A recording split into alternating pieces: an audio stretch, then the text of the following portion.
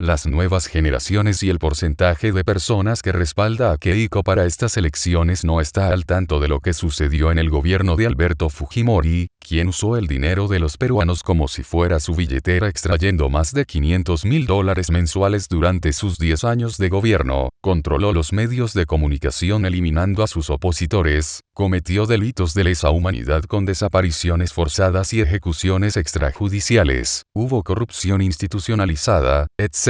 Keiko fue primera dama en ese tiempo, y también estuvo involucrada en la corrupción de su padre y Vladimiro Montesinos. Asimismo se benefició con dinero del Estado que sirvió para pagar sus estudios en el extranjero. Vladimiro Montesinos era la mano derecha de Fujimori, su asesor, el cual tuvo una participación activa durante su periodo de gobierno, por ello nadie mejor que él para desenmascarar los trapos sucios del fujimorismo. A continuación narraré el artículo del pasado 1 de abril de 2016 del diario Hildebrandt en sus 13, escrito por los periodistas Rebeca Diz y Eloy Marchand, refiriéndose a las declaraciones que dio Vladimiro Montesinos ante la Comisión Mulder y ante la que presidió Fausto Alvarado. Confesiones de Montesinos. Pocas personas como Alberto Fujimori entendieron la naturaleza olvidadiza y permisiva de la idiosincrasia peruana. Por eso una de las estrategias del fujimorismo, y con bastante buen resultado, se centró en hacernos olvidar el lodo del que proceden. En ocasiones como esta en la que las huestes de Fujimori amenazan con volver a administrar el país. Es saludable recordar qué hicieron con él. Y para ello nada mejor que echar mano de las declaraciones de Vladimiro Montesinos, el socio de Alberto Fujimori, cuando, a la limón, saqueaban los presupuestos del Estado, convirtieron en letrina el poder judicial, adquirían medios de comunicación y armaban las tramas para que la familia Fujimori pudiera justificar los millones robados al presupuesto de defensa nacional. Todos estos detalles los dio el propio Vladimiro Montesinos ante el Ministerio Público y las comisiones del Congreso. La campaña de Perú 2000, con dinero robado, era el año 2002 y en aquel momento Montesinos se sentía abandonado por su jefe, quien se había asilado en Japón. Ante la comisión del Congreso, presidida por el parlamentario Fausto Alvarado, el ex asesor de Alberto Fujimori dio detalles sobre el financiamiento ilegal de la campaña del año 2000 con el desvío de fondos y cómo justificaron ante el Jurado Nacional de Elecciones los aportes ilegales de Perú 2000, el partido armado para la reelección. Dijo Montesinos literalmente. En el caso de Marta Chávez, en la rendición que ella hace, como personera de Perú 2000, ante el Jurado Nacional de Elecciones por más de 5,5 millones de los gastos que se habían efectuado, esos gastos eran irreales porque esos fondos habían sido pagados con fondos del Servicio de Inteligencia Nacional. O sea, nunca se pagaron con fondos de Perú 2000.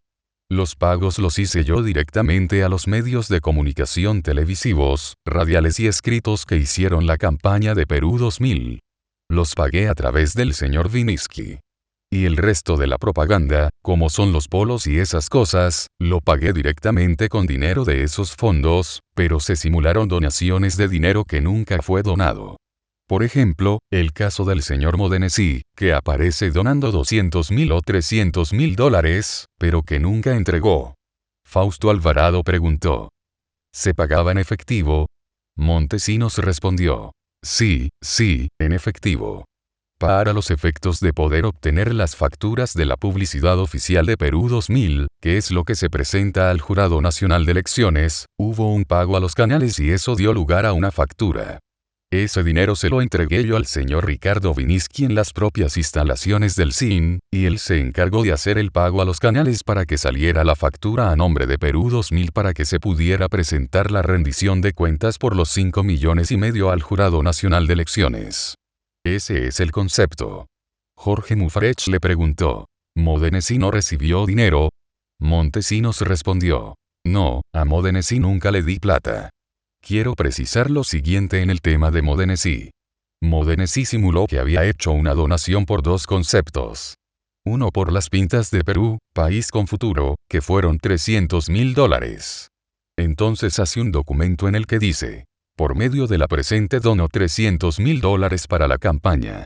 Entonces los gastos que se hicieron fueron con el desvío de fondos que no fueron 300.000 sino una cantidad mayor, que es materia de un proceso. Pero cuando hubo la pregunta a Fujimori, ¿quién está financiando Perú, país con futuro?, él dijo. Hay donaciones como por ejemplo, del señor Modenesi, del Costa Verde.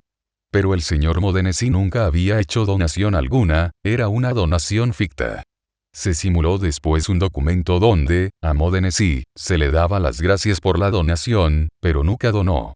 Sin la interrupción de los congresistas, Montesinos con la estrategia para justificar el dinero que entró a la campaña que tenía como origen el saqueo del presupuesto nacional. Dijo Montesinos así, esa era una fase, después hubo una segunda, cuando entrábamos a la campaña propiamente dicha.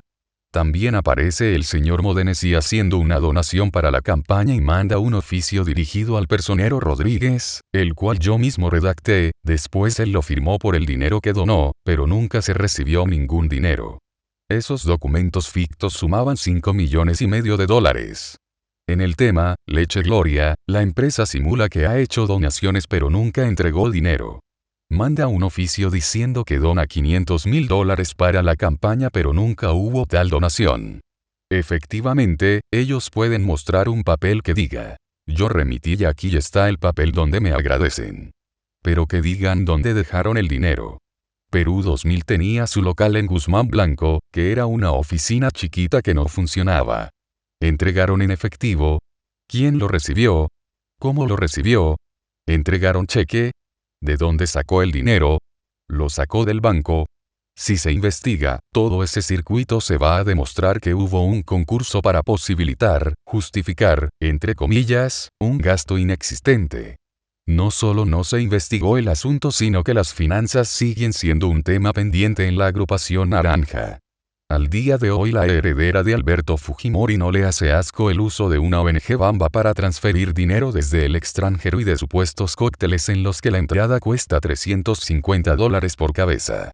Y cuando las cuentas no salen, acude a los viejos amigos de su papá, los empresarios televisivos, para obtener facturas que sirvan para ajustar las cuentas. Como dice el viejo refrán, lo que se hereda no se hurta. Sacándole el jugo a la podredumbre del Poder Judicial. Después de dar detalle pormenorizado de cómo Santiago Fujimori, junto a Jaime Yoshiyama, manejaron el Poder Judicial y el nombramiento de jueces, Vladimiro Montesinos recuerda una anécdota personal que perfila la calidad personal del reo Fujimori. Dijo así, en el tiempo que ha estado Santiago Fujimori yo no he intervenido en el tema de la reforma del Poder Judicial. Eso era un ámbito de competencia exclusivamente de él. Deyepiane coordinaba todo ese escenario con Santiago Fujimori. Y le pongo un caso. Cuando sale el tema de la señora Susana Higuchi, a raíz de que el señor Fujimori le firma un documento por el cual reconoce una deuda que tiene con la señora Susana. Una noche me llama el señor Fujimori y me dice, véngase usted. Llego yo al palacio y me dice el edecán. El presidente lo espera en la residencia. Subo a la residencia y cuando ingreso estaba en uno de los ambientes el señor presidente con la señora Susana y había una señora que acompañaba a la señora Susana. Ingresé, saludé y Fujimori me dijo, bueno, como usted es abogado lo hemos llamado acá porque hay un problemita, ¿cuál es el problema? Le dije, señor presidente. Fujimori me explicó. Cuando yo inicié mi campaña en el año 90 la señora me hizo un préstamo de dinero a mí y ese préstamo me sirvió para que yo pudiera hacer la campaña como Cambio 90. La señora ahora me está reclamando la devolución del dinero más intereses y hemos acordado que yo me voy a comprometer en un documento a hacer esa devolución de dinero con los intereses respectivos. Y como usted es abogado quisiera que en este momento usted me redactara un documento con estas características. Yo le digo. ¿Y cuánto es el monto de la deuda? El monto de la deuda es tanto, los intereses es tanto, me dijo. Y se hace un cronograma en donde el ingeniero Fujimori se obligaba, en los términos pertinentes, a pagar la deuda contraída. Entonces me dice, vámonos a las instalaciones del servicio de inteligencia. Tengo ganas de dormir. Él dormía ahí en las instalaciones del SIN. Entonces la señora Susana no quiso ir en el carro con él y se fue por su cuenta con la señora que la acompañaba. Me fui con el presidente en el carro. Cuando llegamos al SIN me dijo, usted converse con la señora, redacte el documento y cuando esté listo me despiertan. Esa noche yo redacté el documento con la señora Susana y nos hemos amanecido porque la señora Susana es muy meticulosa. Y me corregía la coma. Y a las 6 de la mañana el documento recién estuvo listo. A las 6 de la mañana se han sacado 4 juegos, desperté al presidente, ha salido él en pijama al ambiente donde nos encontrábamos, leyó el documento, me preguntó. ¿Estás de acuerdo tú? Sí, estoy de acuerdo, le dije. Y ambos firmaron los 4 documentos y pusieron la huella digital en cada documento. 2 ejemplares se quedó la señora y 2 ejemplares el presidente, que me los entregó a mí. Me dijo. ¿Me los guardas? La señora Susana, en ese momento, con sus 2 ejemplares, se retiró de las instalaciones del CIN. Como a los 3 o 4 días, una noche de repente suena el teléfono y el edecán me dice. El presidente dice que se presente usted inmediatamente en la suite, el CIN. Fui, cuando ingreso me dice. Siéntese. Y agarra y saca los 2 documentos que le había entregado a la señora Susana. Yo me sorprendí porque no me había podido imaginar cómo tenía él los 2 ejemplares de la señora Susana. Le digo. Presidente, pero usted me dio los ejemplares. Y él me dijo. No, no. ¿Usted tiene los ejemplares que le di? Yo te digo. Sí, sí los tengo. Medio que desconcertó. Yo le dije, voy a traerlos. Entonces fui a mi oficina, abrí la caja fuerte y efectivamente tenía los 2 ejemplares. Regreso, y estaba con los 2 ejemplares y le digo. ¿Estos son de la señora Susana? Sí, me dice, mi hermano Santiago, con uno de los edecanes de la Fuerza Aérea ha entrado a los ambientes de la señora y le ha sustraído los 2 documentos. Ahora eso va para la trituradora. Le entregué los 2 documentos y los 4 los pasó por la trituradora. Y era tan desconfiado que me hizo sacar de la trituradora las trizas y me dijo. Ahora vamos al patio a ponerle fósforo. Fausto Alvarado preguntó. ¿Qué pasó después? Montesinos respondió. Un buen día la señora Susana, que había sacado una fotocopia, felizmente ella tenía una fotocopia de sus originales, presentó una acción judicial para el reconocimiento de contenido y firma en el Poder Judicial. Entonces es citado al Poder Judicial el señor Fujimori para que reconozca los documentos, y él niega que esa sea su firma y dice que ese documento era un montaje. A pesar de que era una copia del original, él negó e impugnó el tema. Con Santiago Fujimori y Jaime Yoshiyama manejaron el tema, con Víctor Raúl Castillo, para que no prosperara. Ese proceso se fue hasta la Corte Suprema y la señora perdió el proceso. Consultando sobre la relación que Montesinos mantenía con Fujimori, el ex socio del expresidente dio detalles relevantes, no solo de su papel en la maquinaria para robar y salir airoso de los cuestionamientos por el evidente desbalance patrimonial de la familia. Fausto Alvarado le preguntó. ¿Usted se consideró un soldado de Alberto Fujimori? Vladimiro Montesinos le respondió. Sí. Fausto Alvarado preguntó. ¿Así, definido? ¿Obedecía órdenes de él y las aceptaba? Vladimiro Montesinos respondió. No es que el señor me convirtió en un soldado. Yo soy un soldado, soy un oficial del ejército y un oficial de inteligencia. Yo tenía un jefe, yo no era un político, tenía que obedecer órdenes que me dieran dentro de un objetivo político. Y las he cumplido. A mí me dieron una misión y cumplí esa misión. El señor me dijo, quiero la reelección, y se logró la reelección. ¿El cómo? Él dio los medios y yo ejecuté la orden. Yo quiero hacer una aclaración acá. El señor Hildebrand, cuando estábamos discutiendo el tema con Ecuador, el tema de Tiwinsa, tenía una posición muy crítica, y estaba generando una situación interna. Entonces Fujimori dio la orden de que, a como de lugar, lo sacara. Incluso el propio Genaro Delgado Parker, dueño del canal, discrepó con Hildebrand por la posición que tenía por el tema de Ecuador. Para nosotros nos era vital que, en el tema del Ecuador, no saliera el señor Hildebrand.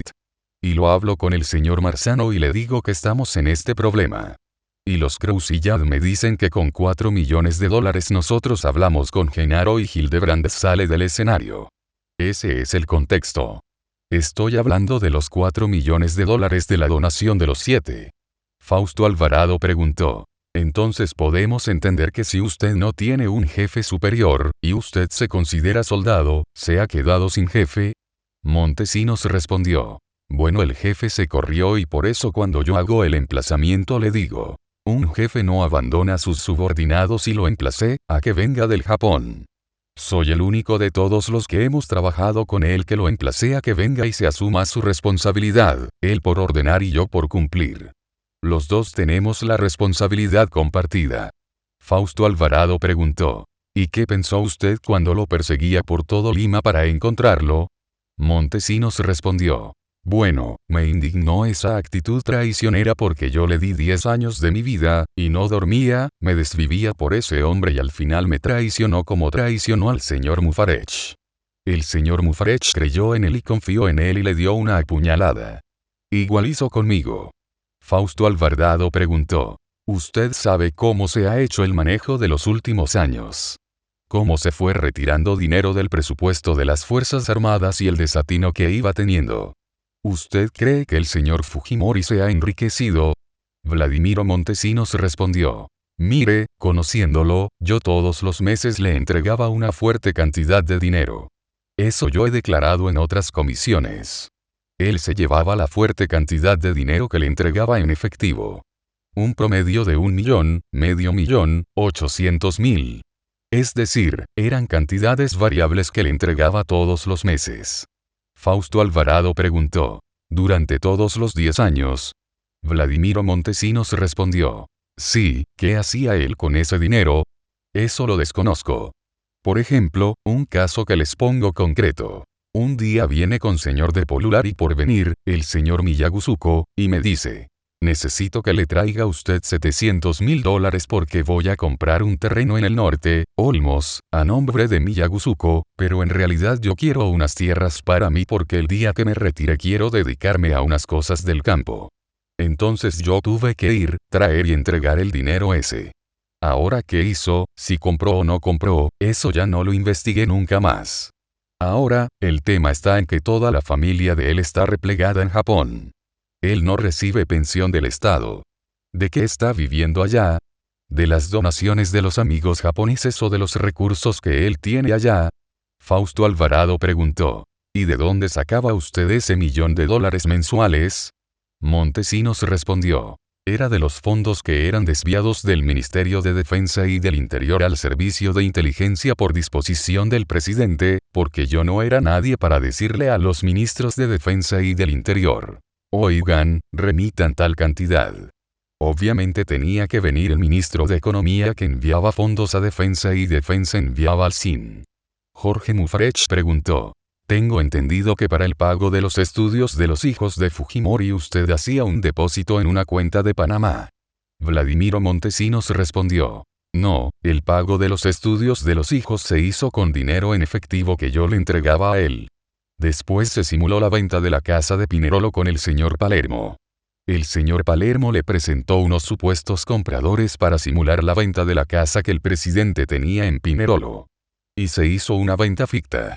Yo le entregué ese dinero a él y él le entregó ese dinero a Palermo y después hicieron como que le pagaban por la venta de su casa y se hizo una transferencia del inmueble.